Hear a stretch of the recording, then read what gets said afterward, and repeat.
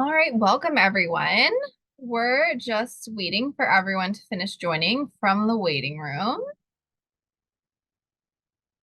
But thank you all so much for joining today.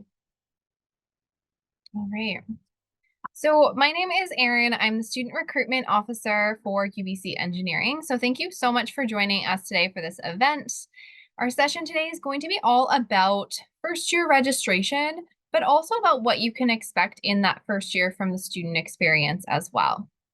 So please feel free to comment throughout the session today with any questions you have using the Q&A so that we can answer them. In the Q&A, when you submit a question or when you see someone else submit a question, you'll see a thumbs up. So you can actually upvote those questions, and we'll be answering questions based on popularity today. Now, we are going to go through some details and some introductions before we jump into questions. So it will still be a bit of time, and you'll have time to submit your questions throughout the whole session today. This session is being recorded, so you will be able to see a recording afterwards, and you'll be able to access that within the next week or so. We'll have it sent out to you. So before we jump into some basic information about course registration for incoming first-year students at the Vancouver campus, I would like to start by acknowledging that our UBC Vancouver campus is located on the traditional, ancestral, and unceded territory of the Musqueam people. And I'd also like to acknowledge the traditional caretakers of the lands that you may be joining us from today. So today I'm joined by two current students, Mayank and Chloe. So let's get started with having them both introduce themselves. Mayank, I'll have you go first. Awesome. Yeah. I'm Mayank. I'm the current EUS VP academic. EUS, if you're not aware, stands for the Engineering Undergraduate Society, and it's the student union that supports all your needs, organizes events for you to socialize, everything. And yeah, I'm in my fifth year of integrated engineering, multidisciplinary program, and well, my favorite course. It's got to be MEC 375, which is a heat transfer course. Really had a lot of fun with the prof there. There were a lot of real life examples and a lot of applications. Awesome, thank you. And Chloe, I'll have you introduce yourself as well. Hi everyone, I'm Chloe. I'm third year materials student, also the EUS VP Communications.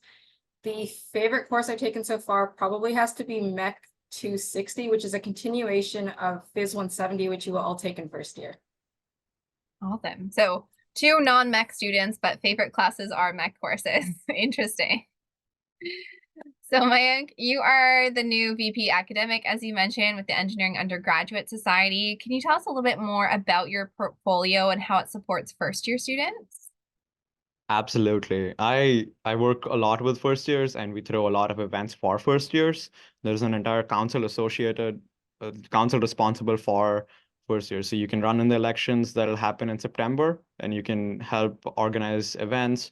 Uh, you can gear up the spirit. We have an engineering week in January where each program competes with each other, and first years have its own team. So you organize their participation, and you compete for boasting rights for which program is the best. And yeah, some events that are in my portfolio include first year tutoring. So for pretty much all your courses in first year, the EUS offers tutoring sessions. You get free pizza and you get help from upper years. So you can come out to our sessions in the evenings. You can reach out to tutors that are available, and you just come have fun, study on your own. If you have any questions, you can raise your hand and there'll be a tutor there to help you. There's also something called Clubroom Crawl that happens, and that's essentially an event where you get to go around to different program club rooms and check out their spaces, see what they're like, talk to upper years, get to know a little bit more of what each program is like, so you can make an informed choice of what you want to do. Uh, and then we also have Red Sales, which is our merch store. So you can buy jackets like these. This is the engineering jacket at UBC, and a lot of other stuff as well. It's really fun to work there. We have a cafe. I'm sure Chloe can also speak a lot to this. Uh, and our cafe boasts to sell the cheapest coffee on campus and one of the best sandwiches. So definitely check it out. Awesome. Thanks so much. So we'll be coming back to both Chloe and Mayank in a little bit. I'm going to go through a bit of a breakdown of all of the basics that you might be wondering out regarding course registration so that you have some of those details before we jump into our Q&A later on. So again, thank you so much to everyone for joining us. And a reminder that you can ask your questions in the Q&A. And again, if you upvote each other's questions, we'll be starting with the most popular questions when we do get to the Q&A today. I also want to let you know, so if you have a very personal situation or a very personal circumstance, we may not be able to answer that here today. And that may be best for you to connect with an advisor about, but we'll provide some information on how to connect with our advisors a little bit later on in this session as well. Okay, so jumping into what you need to know for first year registration today. So registration for first year students isn't actually until June 24th to 27th. So we are over a month and a bit away from course registration still, but we know that you have lots of questions. So we wanted to host this session so you can kind of learn a little bit of the basics and know what to expect in the next couple of months. So UBC is transitioning to a new student information system called Workday Student. This system will be used to oversee academic progress, course registration, and many other functions that are core to the UBC student experience. All UBC students will have access to Workday around May 21st, and you'll use that new system to register in your 2024 winter courses. So you can expect to start receiving information about Workday and how to use it beginning in the next couple of weeks, and then you'll continue to receive communication into June. So just be sure to keep an eye on the email that you used when you submitted your application to UBC, because that's where all of your communications will be going to. You'll also receive an email from UBC Enrollment Services, which contains information about registration and your registration appointment about 1 week before your registration period opens. So that'll be telling you exactly what day and time you can start your course registration on. As a high school student entering first year engineering, our advisors in engineering academic services will register you in the majority of your required courses in the engineering first year program. And you'll be registered in these core courses before your registration period opens. When your registration opens, you will then need to self-register in 2 remaining courses to complete your first year engineering schedule. And you'll receive an email from our Engineering Academic Services team, or EAS, in early June, which will give you the details about which courses you need to self-register in. Now, for most students, these 2 courses are going to be Words 150B and your humanities or social science elective. So Words 150B covers your first year English requirement. And the second course that I mentioned that you'll need to select is a humanities or social science elective. This is one course in first year that's an opportunity to explore areas outside of the core engineering courses. There are lots and lots and lots of different courses that you can choose from. Typically, it's going to be a course offered by the Faculty of Arts. You can see a full listing of the approved humanity courses on the EAS website, which Chloe's just posted for me. And you can also check out the listing of it should be posted soon, of the topics for all of the Words 150B courses. For now, you can at least see what was offered in the past year to see all the different variety of topics that you can take for Words 150B. Now, we do recommend adding Words 150B course and your humanities course so that your schedule is as balanced as possible. Typically, this will mean adding one of those to your first term and the other to your second term. But again, looking at your schedule as it's assigned and picking where that will work best for you. Now, I do want to add a quick caveat. So for students that have been given a spot in the PBME or pre-biomedical engineering timetable, you have a few slightly different instructions to follow, and you'll receive more info regarding your registration as well. Typically, PBME timetable students will only add first year English, so your Words 150B, to your first year registration and not a humanities course. Or sometimes students do choose to complete that Words 150B in the summer after first year. It can be more competitive to get into a summer course like that, but that is an option too. All right, so you might be wondering, well, what does this all look like for me? I'm just going to share my screen in just a second. So what you can see here is what the first year list of courses looks like for most students. So again, this is our general first year. It's a little bit different for the PBME timetable, but you can see all of the different courses that you need to be taking in first year.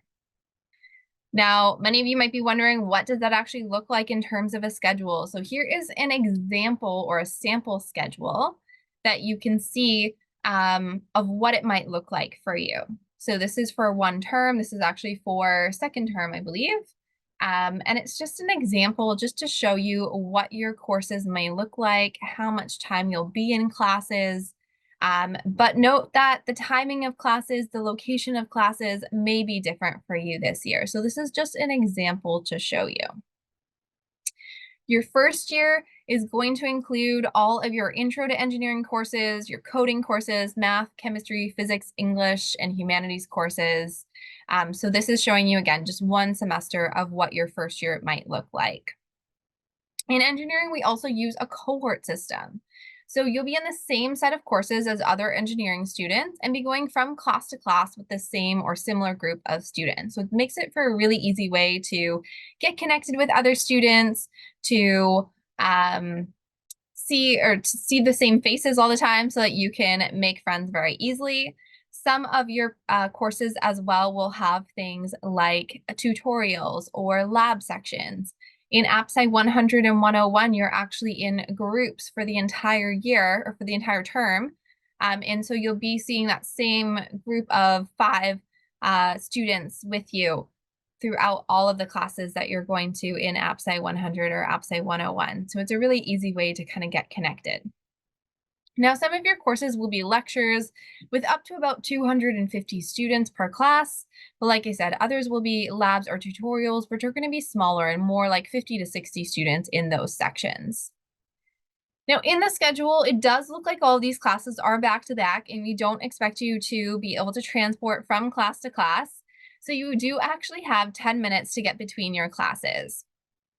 For classes that look like they end at the hour mark, you'll actually get out 10 minutes before the end of the hour to walk to your next class. And for any classes that end at the half-hour mark, you'll get out of that class actually at the 20-minute mark. So you're always going to have 10 minutes to walk to that next class. It doesn't show up in the schedule, but I promise you that that does exist, and that is how UBC courses operate. Classes will be spread out across campus, so there's not one single building that our first year classes are offered in. You will find that they are well across campus, but you shouldn't really have issues getting from one class to another in that 10 minutes or so. You'll also be walking with many other students from your class. Like I said, we have that cohort system, so you're walking with the same group of students to those classes. And typically, it's not going to take you more than 10 minutes to get between those classes. Now, again, this is just a sample schedule, so yours might look different. Again, class locations will be different, timings will be different, but just to show you a sample of what your first year could look like. All right, I'll stop sharing just to go through a few more important pieces of information before we get into those questions coming into the Q&A that I see. So again, you'll be getting communication from Engineering Academic Services regarding registration in the coming weeks. Next week, you'll get an email from EAS with a few details about registration, as well as some information about if you'd like to do the honors math courses in first year. So I do want to warn you that the honors math courses are quite difficult courses, and they do require students to have a minimum of at least 95% or higher in their BC Principles of Math 12 or Pre-Calculus 12 or equivalent courses. But if you do absolutely love math, it is an option for you to take these honors math courses in first year. I do want to note, though, that it's not going to provide any advantage to you for second year placement or anything like that. It is just replacing your normal math courses with honors math courses, which move at a faster and more complex pace, but it will be an option for you if that's something that you're looking for. As I mentioned, you'll also get an email about 1 to 2 weeks before your registration date and time opens, and it will specify what that registration date and time is for you. And again, registration for first year courses is going to be between June 24th and 27th. Engineering Academic Services is also going to be hosting several registration workshops in mid-June that you can attend with more specifics on all of the actual details of using the system. We still don't have access to the system yet. Like I said, you'll have access to Workday Student around May 21st. You can start to play around. Then in mid-June, you can attend one of those registration workshops that they'll actually walk you through, what buttons to click on and where to go in the system and things like that. So again, keep an eye on your email for those dates. For those of you expecting to receive advanced or first year credit for AP, IB, or British Pattern Curriculum courses, which I do see some questions already coming in about, you may already know what credit you should be receiving, but please wait until you have communication from UBC about any advanced credit before dropping any courses from your schedule. It's always a better idea to register in those courses and make sure that you have it just in case, and then you can drop them later because you actually have until the drop deadline, which is in about the second week of classes. And that will allow you to determine whether you want to drop any of those courses without any sort of financial penalty. Credit for AP and IB is usually confirmed in late July or early August, and credit for A levels is usually confirmed later in August. Now, regardless of which credits you do receive, we highly recommend taking your first year math and physics as it will provide the foundation of your degree. Credit for English and humanities can definitely be used and will definitely help lighten your course load. But again, register in those courses now and you can drop them later once you know that you are for sure granted credit in them. If you decide to proceed and drop a course from your timetable after having received UBC credits from AP, IB, or A-level courses, you won't need to do anything further at that point. The credits will automatically apply towards your degree requirements where applicable. There will be no grade associated with these courses, but they will count as having been completed. All right, so now to jump in to answer some of your questions. So as I mentioned, keep upvoting those questions and we'll try and sort them by most popular. A reminder to use the Q&A to ask those questions, and I'll try and divvy up questions between Chloe and Mayank. So make sure that, I know you might have some specific questions about logistics, but also if you want to know anything about what the student experience is like, what managing your first year course load is like, what taking any of those classes, how to choose your humanities, anything like that, that's what Chloe and Mayank are here to help answer today as well. All right. So the first question that I see in here is how much coding experience, if any, should we have going into first year? Is it recommended that we learn a specific language prior to the fall? So the language used in first year is C language. It is taught for students, or expecting that students have no coding experience. However, if you want to get ahead or if you want to be prepared for that, doing any sort of coding course, whether it's like a YouTube tutorial or any sort of free online course, can definitely help you. Mayank, maybe I'll get you to help answer, what was the coding course like for you in first year? Did you struggle with it? Did you have prior coding experience? What did that look like for you? I did not have prior coding experience, and it's pretty nice. The first part of the course, it's changed since the last time I took it, since the only time I took it. But you learn Arduino. I learned data acquisition, so it's more relevant for you now. But the profs do teach you from the basics.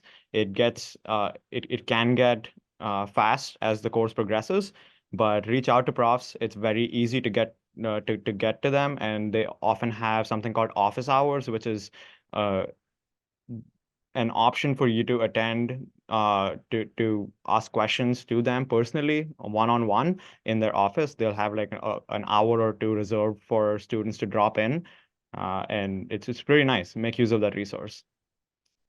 Awesome. All right, the next question that we do get asked about a lot, are there any specific laptop requirements needed? For example, would a GPU be needed for CAD or anything like that? So I can link to our EAS website. It does have a little bit of information about that. Basically, any of the required software that you need to use will generally only work on a Windows computer. So if you do have a Mac computer, you can use it, but note that for things like using AutoCAD, you may need to use the campus computer labs in order to access that software if it doesn't run on your computer. In terms of laptop requirements, Chloe, is there anything that you would recommend to students?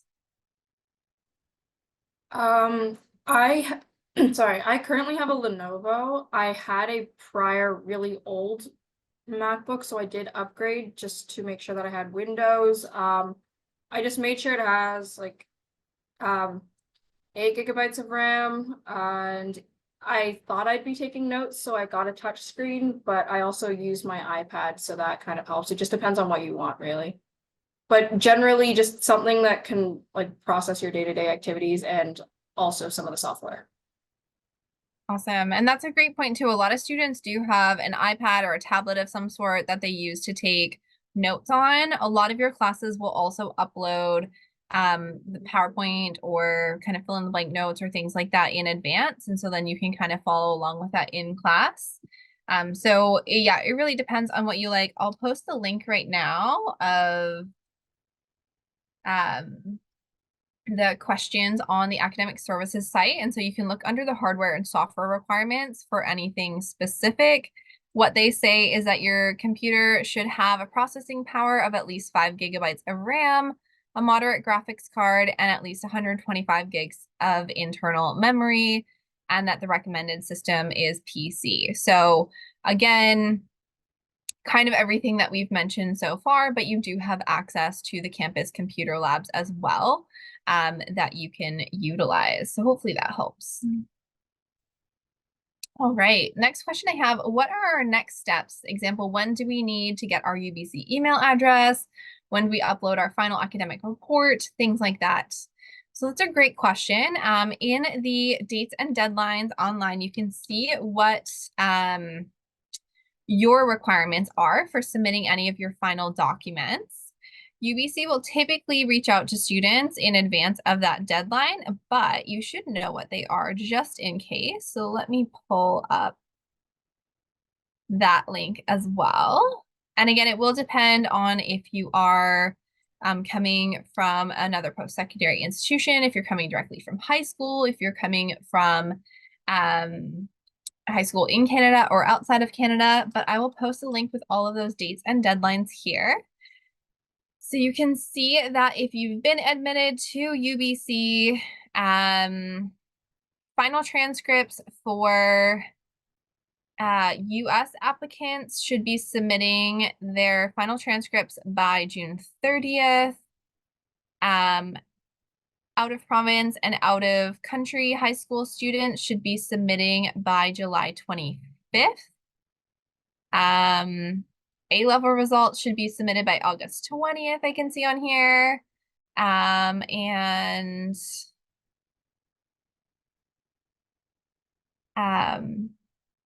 I think I mentioned everything. But again, you can check the dates and deadlines to confirm of when all of those final transcripts need to be submitted to UBC.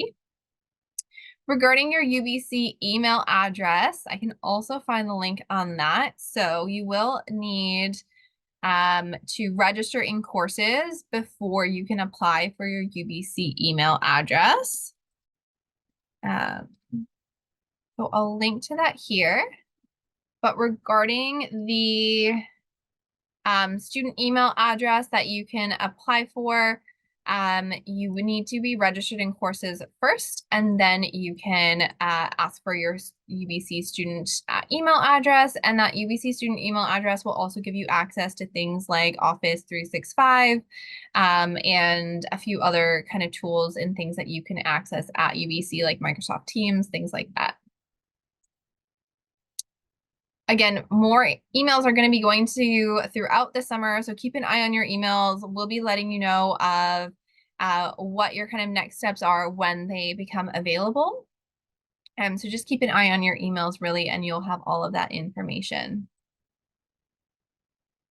So the next question, if the same courses have multiple professors, will we be given information on who they are beforehand so that you can choose whose class you would like to choose?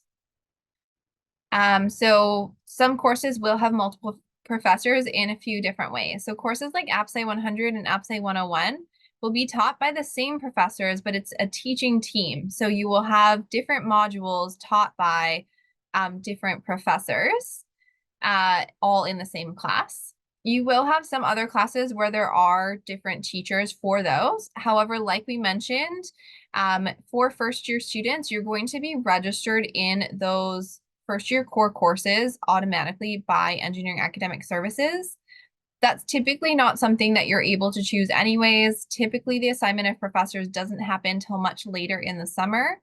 So you will see who is teaching your course at some point later in the summer, but you likely won't have the chance to choose your profs. It's usually going to be one or two profs are teaching each of the courses kind of thing. So there's not a lot of choice anyways, especially in first year, because it's all the same courses for all of our incoming students. Mayank, do you want to talk a little bit about, you mentioned a little bit about like ways to connect with your profs. I think students are always scared about like, will I have a good prof? Will they not be good? How do I access them? Do you want to maybe mention a little bit more about what an office, like what it means to go to office hours, how to connect with student or how to connect with profs, and things like that? Yeah, so one of the easiest ways is to attend office hours. In your class, in your first class, your prof will tell you what times they're available for drop-ins, and it's essentially, and they'll tell you their office number in the building that they sit in. So you just show up, and if you have any questions or if you just want to chat, it's a great way to get to know the prof one-on-one. Really, really fun way to make a more intimate connection with your professors because that gets lost sometimes uh, when your classes are 200 people large. So it's great to get that one-on-one learning. If that's something that works well for you. Other opportunities to do well in courses include attending tutoring sessions and then just getting in touch with upper years. Almost always, upper years are more than happy to help you because they've been through the exact same thing and they just want to help you guys pass your courses. So also don't be scared to email your prof if the times don't work or if you need some extra help. Just send them an email. More often than not, you'd be surprised that they're really understanding, and you wouldn't expect them to say yes to things that you're requesting, but they will. Awesome. Thanks. Yeah, I think a lot of our profs you may be surprised to find. I've seen students who are working on projects at 2 a.m. and email their prof and get an email back in 15 minutes. So that's not something to expect of all profs, but definitely something that does happen. And I think the other thing too is to, if you are struggling in any course, to connect with other students in your class. I think the first year of UBC Engineering is a really supportive community and everyone is there to support each other. Same with upper year students, but I find a lot of students will have study groups together and things like that as well. So definitely a great atmosphere to be a part of. All right, the next question is really great. So how difficult was the transition of workload from high school into university? Is there anything that you should prepare for ahead of time? What study strategies work best? So those are a few different questions, but Chloe, maybe I'll have you reflect back on kind of what the transition was like for you coming from high school into engineering. Yeah, for sure. Course-wise, it wasn't the worst. There were definitely challenges here and there. I did participate a little bit in the Academic Essentials program, which is live in July. It's a self-paced Canvas course. And it has math essentials that go through the basics, kind of covers a bit of what you learned at the end of high school and a little bit into what you will learn. There's also that for English. I had a weird physics experience in high school, but I actually found it better to learn almost from scratch through the courses. And then the social transition definitely was a big leap, but the community here is amazing. And I got acquainted to the campus and just like meeting new people really fast. So it ended up being really good. Awesome, thanks. So yeah, I just added the link to Academic Essentials. Usually registration for that will be sometime later in June, and I'm just on the site. It runs from July 2nd to August 9th. It's self-paced courses that you can do for English, math, and then just a general intro to university. There will also be, again, some additional information coming out from our different engineering teams about ways to get prepared for engineering specifically. So again, keep an eye on your emails for that. In terms of what you should prepare ahead of time, if you've been admitted, you are meeting the requirements that we're looking for any incoming student. So you've kind of met those requirements already. If you feel like you need to prepare additionally, again, doing any sort of coding course or tutorial online, any of the free ones are totally fine, just to kind of get an understanding of what coding is like. Then otherwise, just making sure that you feel comfortable with all of the topics that you learned in high school and your math and your physics courses, because that is really going to be a foundation of your degree. In terms of study strategies, there are so many different options for students. So it's really whatever works best for you. It's probably going to be elaborating on what you did in high school, and it may take some time to kind of figure out what does work best for you, but I'd highly encourage you to chat with other students in first year or connect with upper year students about what their kind of study strategies are that they found work well for them. A couple opportunities for that is, again, connecting with students in your class when you get there. We also have our ambassador program that you can connect with current students right now and throughout the summer to maybe ask them more about what sort of study strategies they used in their first year as well. And again, we have our amazing advisors in engineering academic services. So if you ever feel like you need additional resources or support, you can also reach out to our advisors who will help you with anything related to your academics. All right, next question. Is the registration first come, first serve, or all applications are processed all together after the 27th? So, course registration doesn't open until June 24th, like I said, and it'll be open from the opening from the 24th to the 27th. You'll be given a specific date and time for your registration. At that date and time, you can go in and register and secure your spot in those courses.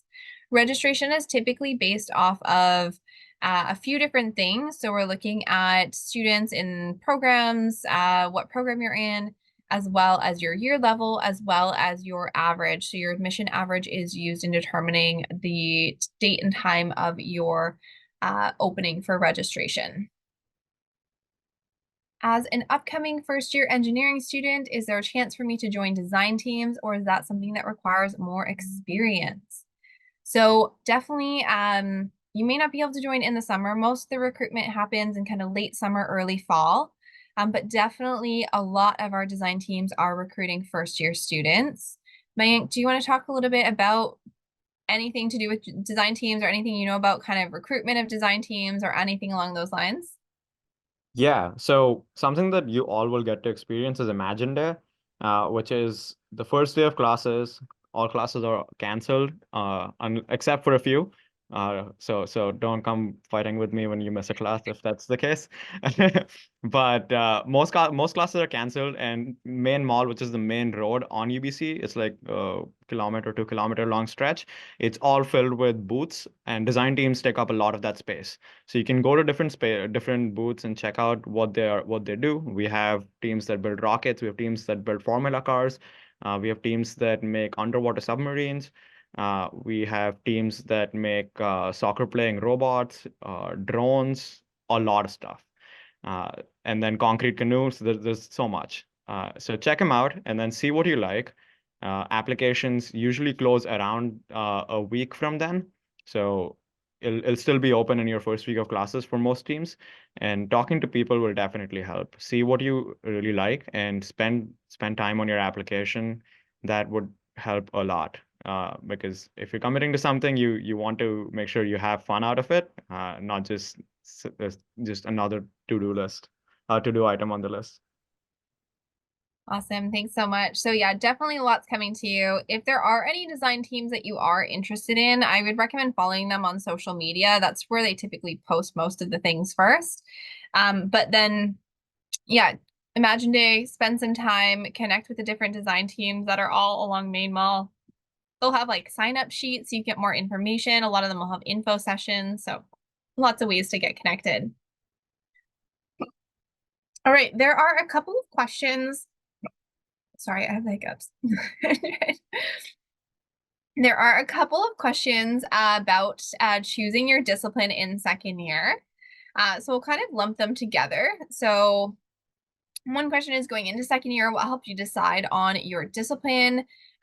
Did your grades hold you back from being in your desired discipline? And the other questions are, what are the highest engineering majors to apply to after first year? And what do I need to focus on in order to be accepted for my desired major? So I'll answer a little bit in terms of second year placement in general. So there's lots of information on the Engineering Academic Services website about second year placement. You're welcome to start looking through that. I'll also mention that in your first year courses, AppSci 100 and AppSci 101, you're taught about all of the different disciplines that we offer at UBC so that you can really make the choice of what is going to be the best fit for you. There will also be opportunities to connect with all of our disciplines throughout the year. We have an open house every year in the fall that you're welcome to attend. And then there's also a first year program fair that happens usually in March every year. Those are multiple opportunities to connect with professors, current students in the program, advisors in the program. And then some of those programs will also offer their own kind of info sessions or open houses and things throughout the year as well. So there's tons of ways to get connected with all of those disciplines. Chloe, maybe if you want to talk a little bit about how you chose your discipline or what sort of things you looked at in first year deciding on why you would go into your discipline. Yeah, for sure. I started first year having absolutely no idea what I wanted to do, which is also part of why I chose UBC. And then through first year in AppSci 100, they bring in each discipline a new discipline every week, and they'll give you a brief presentation. There's also tons of opportunities throughout the year to go and talk to upper year students from the disciplines to learn a bit more about what they do, the courses that they take, the opportunities available. I'm currently in materials, and I chose that just because it has like the subjects that I'm interested in, and then also looking beyond school is very important. So in the professional field, there are lots of opportunities that I find really interesting. So I have an interest in fashion as well. And through materials, I'm hoping potentially going and working with textiles. The other thing I like about materials is that it's still very interdisciplinary, so it can kind of be applied anywhere. So I considered a lot about courses and beyond, and then I talked a lot to upper year students. Awesome, thanks. One thing that we were talking with Mayank about just before the session started as well was the club room tours that our groups will host as well. So that's a chance again for you to connect with in first year, to connect with current students. Each department has their own club room for students to hang out in. There's also a first year club room in the Engineering Student Center as well. So as a first year, you're not left out by any means. But that's another way for you to connect with upper year students in programs that you might be interested in. In terms of the question about sort of like grades and what sort of things are required, so I did link to the second year placement website. On there, you can see the historical first choice average over the past 4 years. So it is an average of the past 4 years for entry into those programs. Our most competitive program by far remains engineering physics, and engineering physics is the one program that does also require an interview as part of that placement process. The second most competitive program right now is computer engineering, but I will also mention that we do have electrical engineering, which is part of the same department and has a lot of overlap as well. So just because you don't get into your first choice program potentially doesn't mean that there aren't a lot of options for you to study very similar things and basically end up in very similar career paths as well. And that's part of what your first year engineering courses will teach you a bit about. So you can have a look and see what those are like, what those typical 4-year average grades have been like, or sorry, those average grades over the past 4 years have been like, to see what you might need to get in your first year in order to get into that program. But you can see that a lot of our programs are kind of around that class average, which first year class average is typically around mid 70s or a little bit lower than that. So you will definitely get into a program as long as you are completing your first year. In terms of ranking your programs, you will be asked to rank all of the programs that are offered at the Vancouver campus. And we will assess that based on your GPA and based on your personal statement. Another great question. What are some things that you wish you knew before coming into first year? So Mayank, maybe I'll have you address this question. Thinking back to grade 12, when you were coming into UBC, what do you wish you knew then that you maybe know now? Oh, I was really shy. I was a really, really shy kid in high school. And I was a COVID year, so it kind of helped me get out. But something that I did learn, and I'm really glad that I started doing as soon as I got to campus, and even a little bit before that, is just show up to different things, show up to different activities, show up to different events. What I didn't mention earlier when I was talking at the beginning of the presentation, when I was talking about all the events and opportunities, is week E naught. It's the first 2 weeks of your classes in September. And it's an orientation week with a ton of events. There's an event pretty much every day.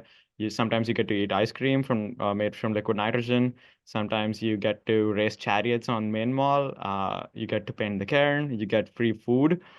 There's so much to do, and there's going to be a lot of upper years there.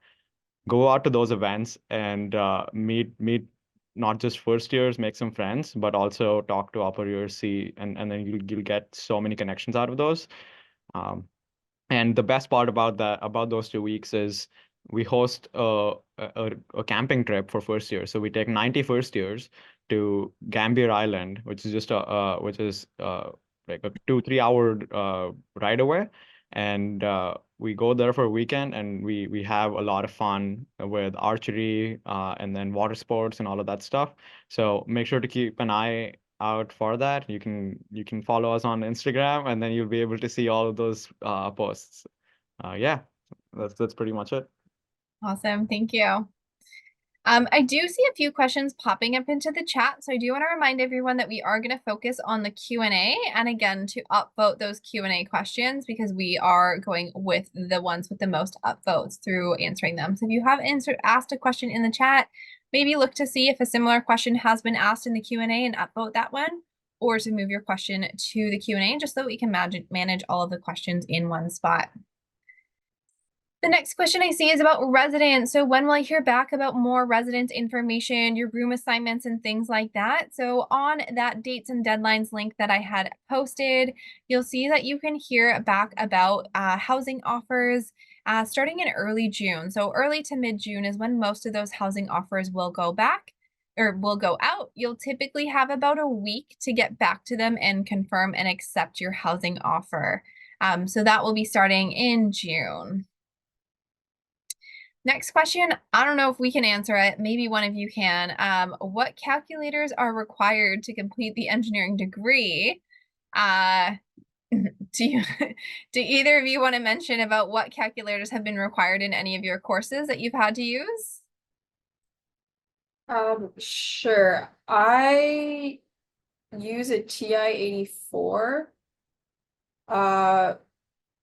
For some courses, having a graphing calculator is very helpful. Like Phys 170, you need to be able to do matrices on it. But for the math courses at UBC, you're not allowed a calculator at all. Yeah, but you all will be taking Phys 170, so I would recommend having a calculator that can do a large matrix. Awesome. If I could add a little bit on that, typically don't buy anything until your first week of classes. You don't want to spend money and realize that you don't need to use it, and it's the worst thing. You can spend that money on food, you can go out, explore Vancouver. So profs will tell you what textbooks to buy, what access codes to get, what calculators to buy, all of that stuff. Don't worry about it right now. You'll get to know in your first year. And even then, there are a lot of sources available. Like upper years will be giving out the stuff that they don't need anymore, textbooks, notes, all of that stuff. So just be around and wait until the first week of classes. Don't waste your money. If That's I could exactly also add go ahead. sorry. There is also an online TI-84 calculator in which you can do, I think, a free month trial if you are very keen and want to test it out. And there's also other sources like Desmos and various other online sites to practice.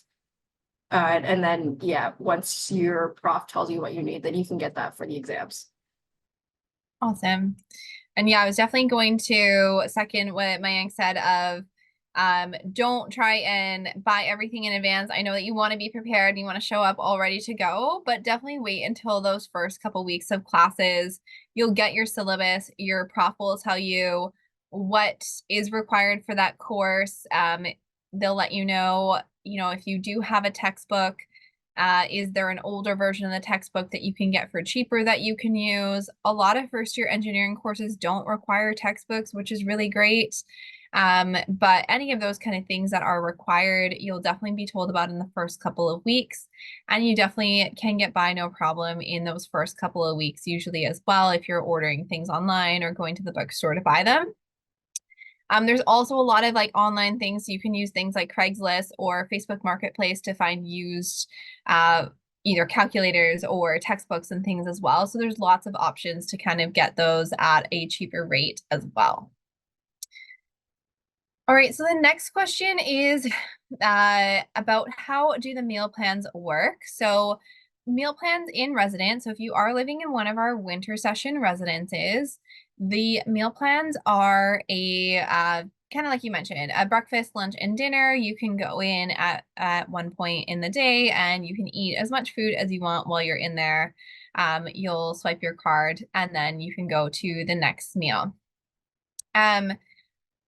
When you have a meal plan as well, you also have something called flex dollars. So flex dollars allow you to use some of your meal plan money towards other places on campus. So like Starbucks or some of the other food vendors on campus if you wanted to grab a quick snack between classes and you don't have time to go back to residence or anything like that. But you can find a lot more information about the meal plan on the residence website. Do either of you, so it might have changed since I know the meal plan changed in the last couple of years. So it may have changed since either of you may have lived in residence in first year. Anything else that either of you would like to touch on regarding the cafeterias on campus or eating on campus or anything like that? I was in first year residence.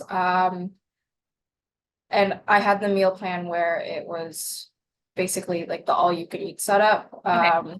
And it had specific hours. So there were hours, like off hours between designated meal times.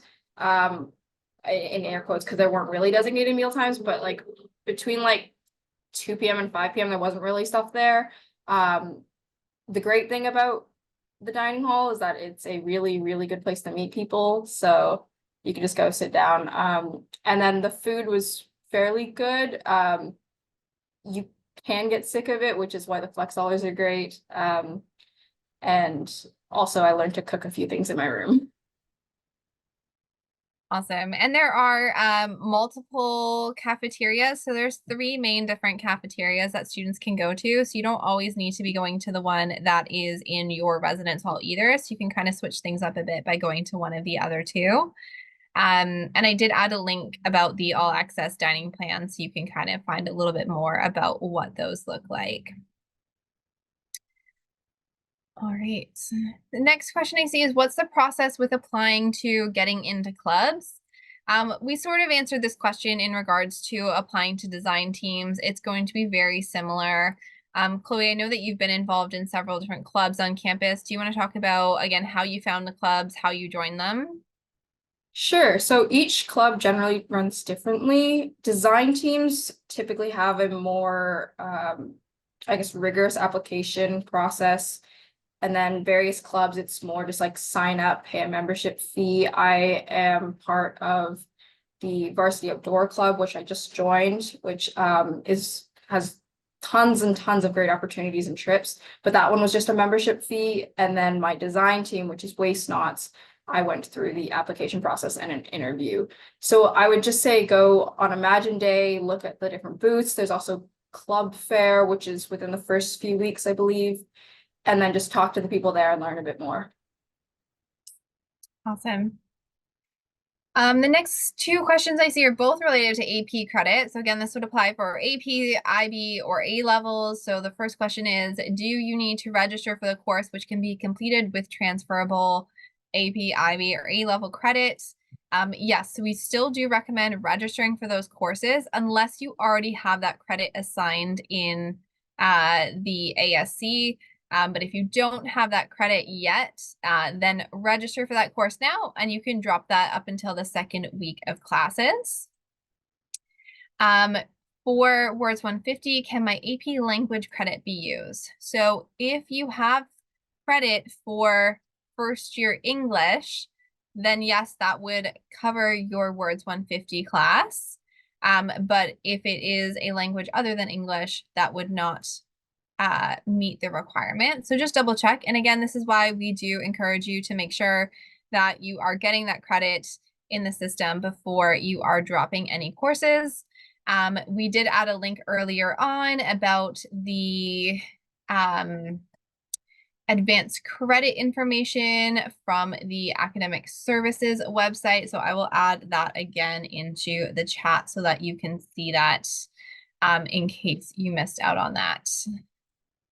The next question is about, are we able to give our preferred timetables? So there will be more information again coming out from Engineering Academic Services. Most timetables are fairly similar. There's not typically ones that are super heavy in the morning or super heavy in the afternoon. They will be fairly randomly spread out throughout the days.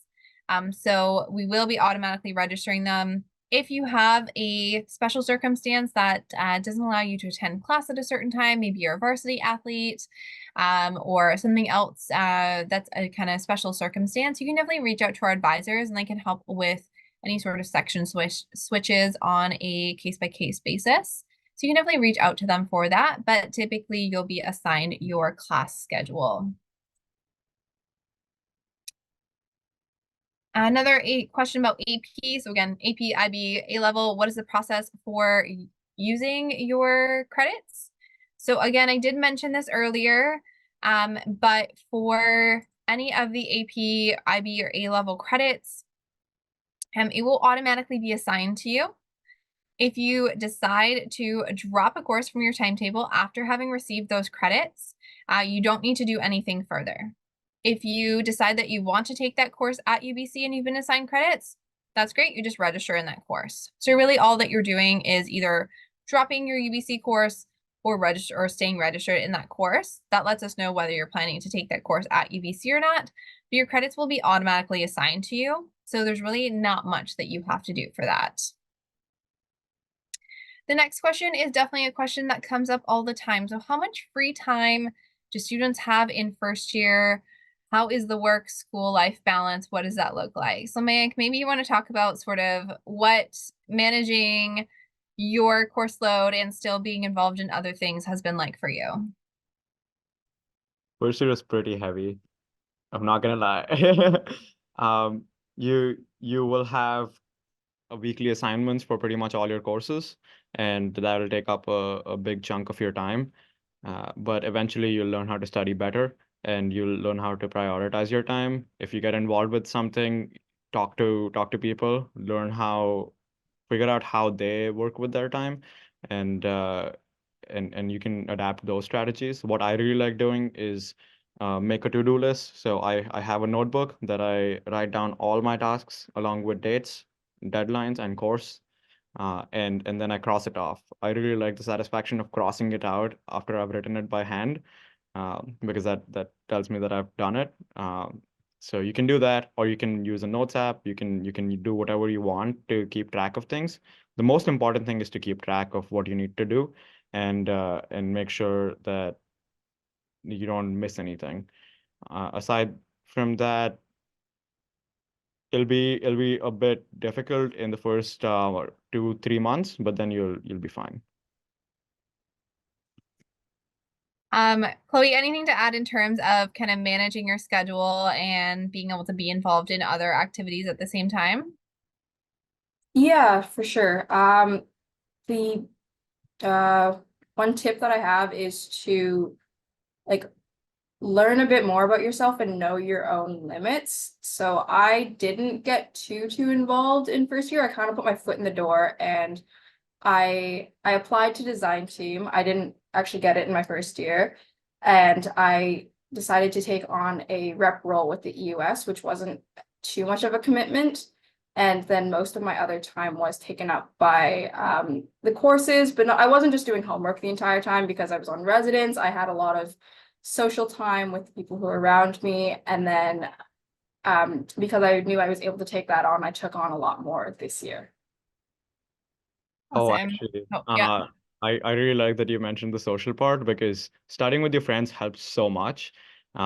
You learn how to do different things, and just working together will get your things done so much faster. So like, have a group of students that you study with, that you go to for questions, and it'll make your life much easier.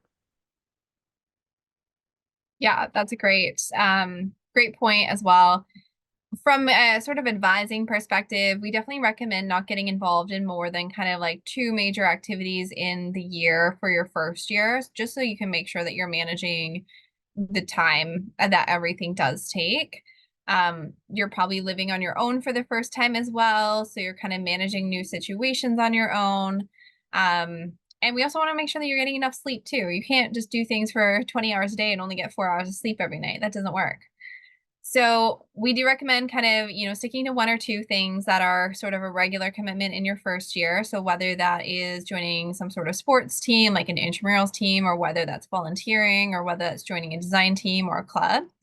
But doing that also gives you the opportunity to get connected in a few other ways as well. So we have a lot of events, like Mayank has mentioned, about Week ENOT, about E-Week, and about, there's things like we have on campus called Storm the Wall, where it's basically a triathlon that you do, and then you have to climb over this like 12-foot wall at the end of it. So there's all sorts of different things that you can do that are one-offs, and that will leave you time to still do those sort of one-time events. There's Day of the Longboat, all sorts of things. Without being too overwhelmed, and still being able to connect with friends and do things in a different way. So we do recommend kind of limiting how many things you're committing to in first year, making sure that you are spending some time on your courses. But you can also talk to any of our academic advisors at any point in time. They have some really great resources that they can share with you in terms of managing your schedule, in terms of managing your time. So there's lots of great opportunities to kind of learn a little bit more about that in first year as well. All right, we're getting to the end of our session. So I'll answer a couple more questions, and then we'll have to say goodbye to our students that are here joining us today. I know that there's lots of questions that come in today, but hopefully we've done a good job in really answering a lot of them. I'm starting to see a lot of duplicate questions, so I think we've gotten through a lot of them.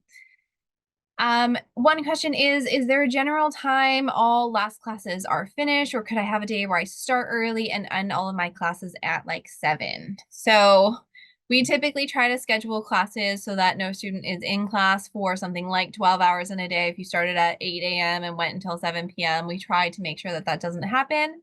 There may be some days where you do have a later lab that does finish a little bit later, but most of your classes you can expect will typically be between 8 and 5 for the most part. But again, those schedules do vary a little bit, so it just depends. But when we build those schedules, we do try and make sure that you're not going to have any super, super long days.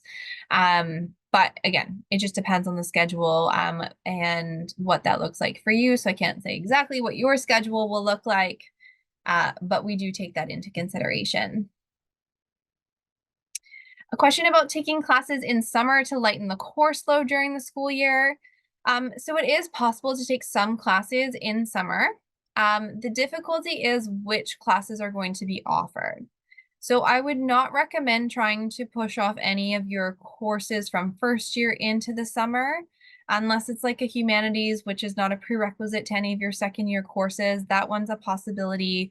There will definitely be limited selection in the summer and limited timing in the summer. So it can make it a little bit more complicated.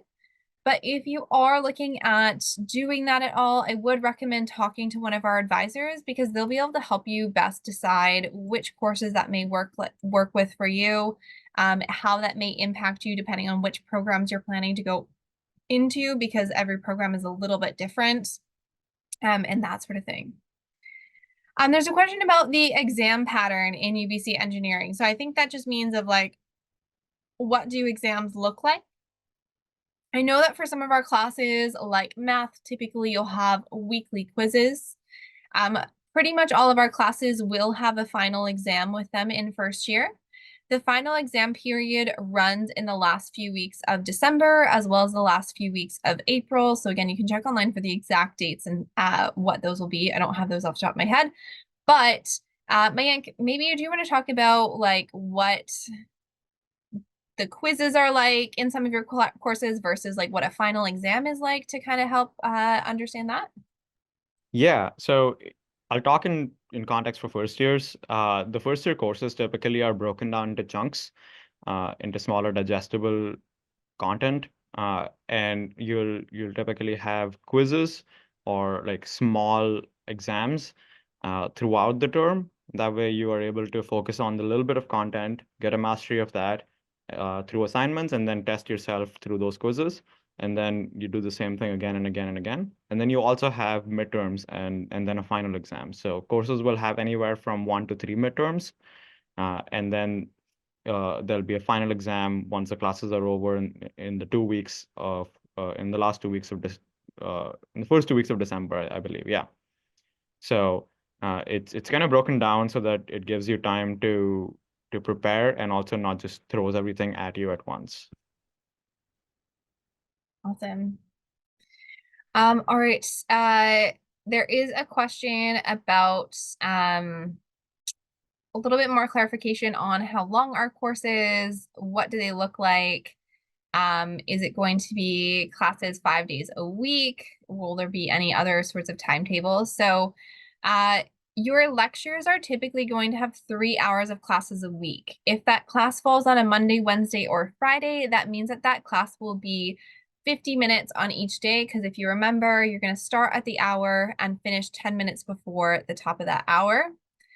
So you'll have 3 50-minute long classes. If your class is on Tuesday, Thursday, those are going to be an hour and 20-minute classes that happen on Tuesday and Thursday typically.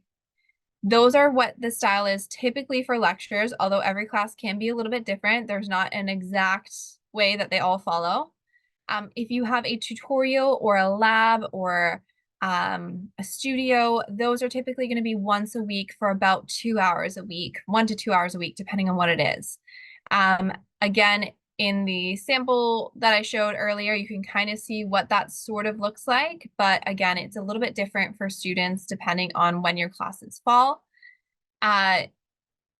Pretty much for engineering students, you're always going to have 5 days a week of classes if you're taking the full schedule. That's not really going to be something that you can get around just because you are in so many classes. For first year students, you're going to be taking 6 classes in one term, 7 classes in the other term. However, the 7th class that you take in that second term is only 1 credit, whereas courses are typically 3 credits, which is a lesser amount of work towards that class. So hopefully that kind of clarifies that. You won't see what timetable you are registered in until a little bit closer to registration, but you will see it before your registration date and time open. So you will know what your schedule looks like so that you can find the Words 150 and the humanities courses that do fit into your timetable. All right, so I think that brings us to the end of most of our questions. Again, I'm starting to see a lot of duplicate questions. I do see that there are a lot of questions still unanswered, but a lot of them are starting to be duplicates now. So hopefully we've been able to answer your question today. I'm going to post one more link into the or 2 more links, sorry, into the chat now. So if you want to connect with a current student or one of our ambassadors. So Mayank is one of our ambassadors, but we have about 29 other ambassadors that you can connect with from both of our campuses about the student experience. They won't be able to help you with, specific logistics about things, but they can help you with anything related to the student experience. So getting involved in design teams, a lot of them on their ambassador profile post what sort of teams and clubs they've been a part of. So you can connect with them that way to learn more about the student experience. And then I'll also post our academic services team. So I've mentioned talking with an advisor several times today. So I will post right now.